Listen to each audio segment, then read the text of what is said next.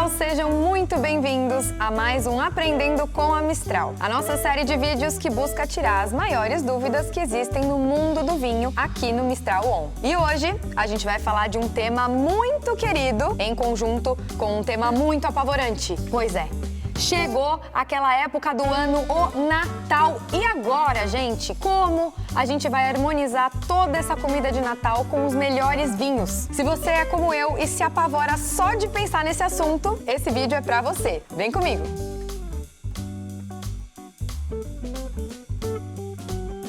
Harmonizar um vinho nada mais é do que selecionar qual vinho você quer servir junto com a comida que você já escolheu. Claro, se for um vinho super especial, pode ser que o contrário aconteça. Você vai escolher qual prato combina mais com aquele grande vinho. Na harmonização perfeita, o vinho é valorizado pelo prato, que fica ainda mais gostoso na companhia do vinho. Um bom exemplo, o queijo Roquefort com um vinho doce de Sauternes em Bordeaux. A acidez do vinho corta a gordura do queijo, enquanto o doce oferece um bom contraponto ao salgado. E os aromas de uva botrytizada casam perfeitamente com o sabor do fungo do queijo. Quando ingeridos juntos, o queijo parece mais leve e menos salgado. O vinho fica mais fresco e completo. Não é estritamente necessário que a combinação seja perfeita, mas você precisa tomar cuidado para que a comida e o vinho não briguem um com o outro. Bom senso é a mais infalível regra da harmonização. Pratos mais pesados e de sabor mais forte pedem vinhos mais encorpados. Receitas mais leves e delicadas vão bem com um vinho de menos corpo. A acidez natural do vinho é um grande trunfo para equilibrar a gordura de carnes e peixes e deve ser pelo menos igual à do prato. Taninos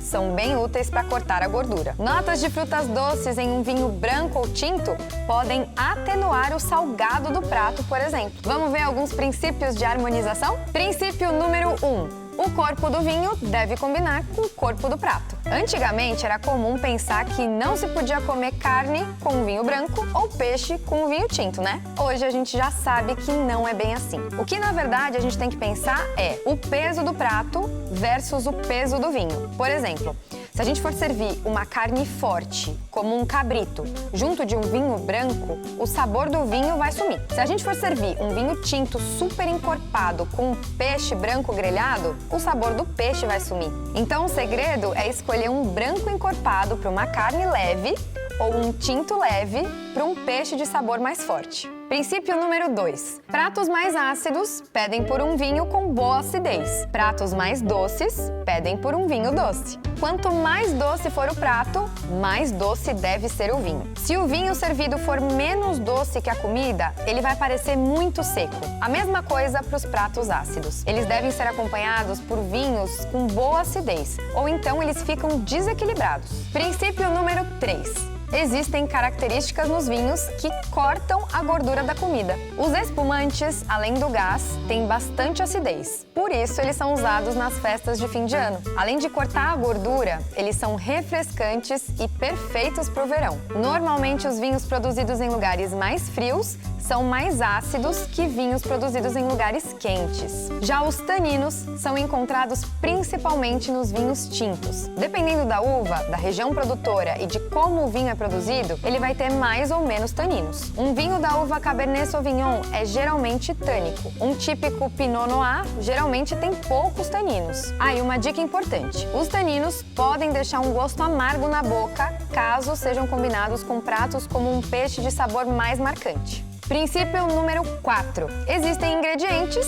que não vão bem com vinho. Bons exemplos são o vinagre, a alcachofra e o ovo. Se você se deparar com um prato que tenha algum ou vários desses ingredientes, a gente tem alguns truques que podemos usar. Um vinho com bastante acidez encara melhor o vinagre. Um branco bem seco pode funcionar com a alcachofra. Com os ovos, um vinho com um toque de oxidação, como por exemplo um Jerez, combina melhor. E se você combinar bacon com os ovos, além de deixar tudo delicioso, a harmonização também fica muito mais fácil. Uma outra coisa a se considerar é que se o ingrediente entrar no prato em pequenas quantidades, a influência é muito menor. Se o bacalhau servido tiver ovo, não se preocupe. Uma dica que parece boba, mas que funciona de verdade é: vá pelas cores. pratos brancos com vinhos brancos e pratos vermelhos ou escuros com vinho tinto. Princípio número 5. Podemos harmonizar vinhos e pratos por combinação ou contraste. Quando os ingredientes do prato combinam com os do vinho, a gente tem uma harmonização por combinação. Mas, quando os sabores antagônicos se completam, a gente tem uma harmonização por contraste. Então agora vamos ser mais específicos e pensar em exemplos mais práticos. Eu acho que assim a gente vai entender melhor. Por exemplo, quais vinhos são os ideais para as festas de fim de ano? Um bom champanhe ou vinho espumante não podem faltar em qualquer festa de fim de ano. Eles são os coringas na hora da harmonização. Eles têm acidez para cortar a gordura dos alimentos e uma quantidade de açúcar relativamente alta. Esse sabor doce fica escondido atrás da acidez, mas ajuda na harmonização de pratos mais salgados, apimentados ou até mesmo mais doces. Um espumante pode acompanhar uma ceia quase toda, sendo uma ótima escolha para quem prefere servir um vinho só. Então vamos mergulhar agora nos pratos mais comuns de uma ceia e ver com o que eles combinam? Nozes e castanhas. Para as nozes e castanhas, um Jerez, um rosado bem fresco ou um vinho madeira, que apesar de ser menos comum, também combina muito bem. E claro, os espumantes. Canapés. Uma infinidade de canapés são servidos nas festas de fim de ano. E com tantas variedades de sabor, melhor não arriscar, né? Então a gente vai com o nosso coringa, o espumante. Foie gras. A combinação mais clássica para o foie gras é com vinhos doces, que compensam a gordura. Foie gras com sauterne é uma das harmonizações mais famosas que existem. Saladas. Não é fácil escolher um vinho para acompanhar saladas. Alguns ingredientes de salada não vão bem com vinhos. A gente já citou alguns, como por exemplo a alcachofra e o vinagre. Espinafre e aspargos, a mesma coisa. Já as frutas e legumes são ótimos companheiros para um vinho. A famosa salada Caesar vai bem com um chardonnay leve, como os borgonhas mais simples. Já a salada caprese vai muito bem com pinot grigio ou outro branco relativamente delicado, fresco e aromático. E os vinhos Sauvignon Blanc geralmente são boas pedidas para acompanhar saladas. O bom e famoso bacalhau. Um clássico das nossas ceias, o bacalhau está presente em muitas casas brasileiras. Ele combina muito bem com as uvas das castas Touriga Nacional, Baga e Alfrocheiro. A verdade é que a maioria dos vinhos portugueses se dá muito bem com bom bacalhau, né? A gente só tem que evitar os vinhos muito tânicos, que podem deixar a nossa boca metalizada quando acompanhados desse tipo de peixe. Outras boas dicas são os espanhóis feitos com tempranilho e garnacha, os da região de Rioja e os chardonnay mais encorpados.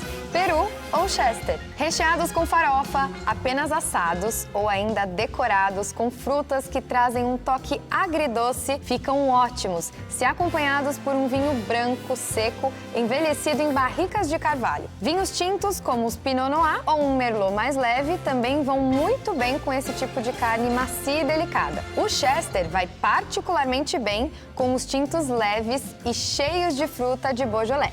Pernil e lombo.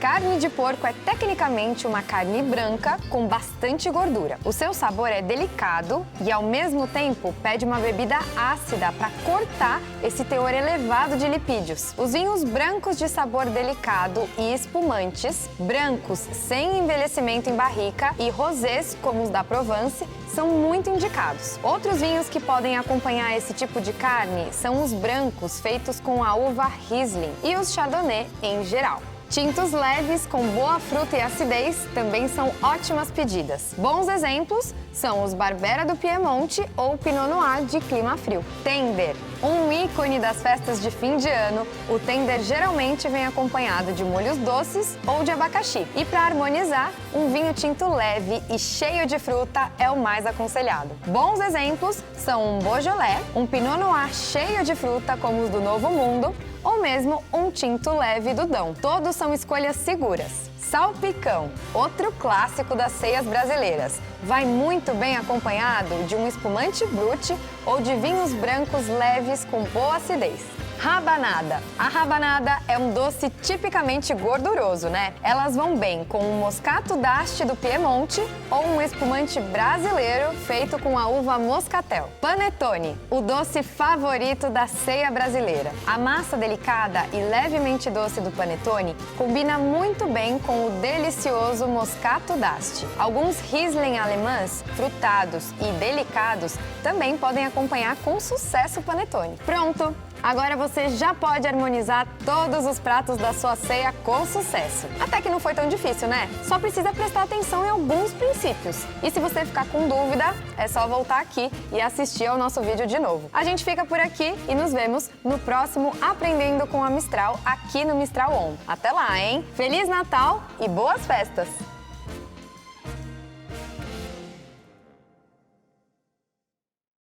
Beba com moderação.